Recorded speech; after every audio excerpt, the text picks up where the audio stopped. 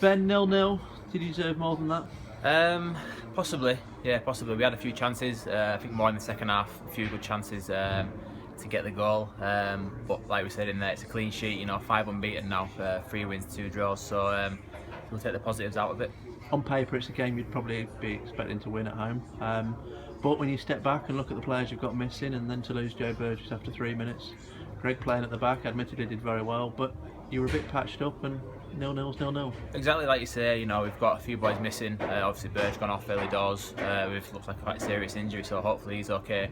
But we're like, obviously when you're at home, we expect to take the game to the opposition and try and win. I think we did that second half when the game sort of settled down a little bit, but we had some really good chances, to be fair. Jay Rollins had a great chance, but it's just one of them days, a bit frustrating. And then the end of the second half was a bit stop and start, so they would start slowing the game down, stopping us getting into our sort of groove. So like you said, it's probably 2 points dropped at home. Yeah, They were dangerous on the break though, and you and the rest of the back four had to be alert and at times to make sure that there was no slip and that you suddenly lost the game. we did. Yeah, Lee Hughes, he's a clever player. He plays on the shoulder. He had a few chances first half. His movement's good, so we had to try and stop the supply to them. But like you said, the game got a bit open, a bit end to end, and they had a few half chances. But I think we've gone in there as a back four and a keeper.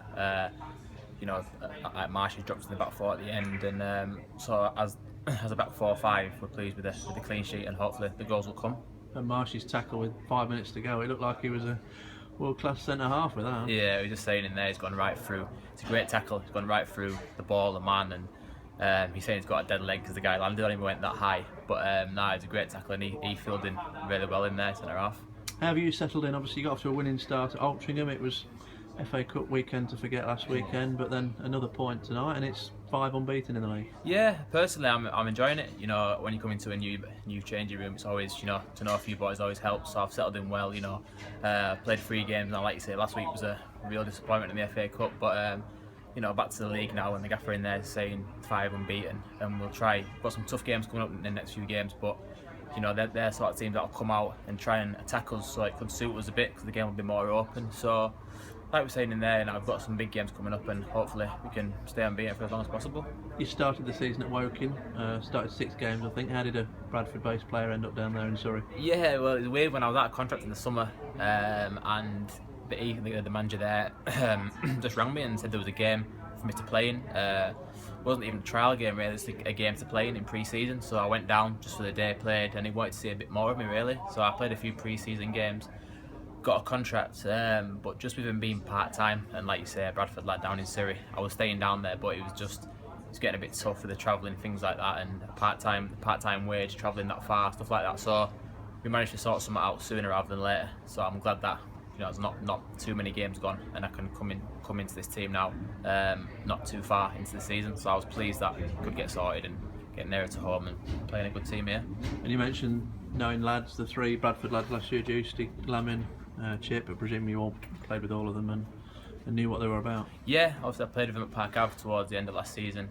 I know what they're about, we travelled together, so it was really easy. That sort of made the decision even easier to come to Boston, to be fair, knowing that there's a lot of boys that I've played with and know, and obviously we can share the travel and things like that, but they've all got good ability, so hopefully during the season they can show that and they can do well.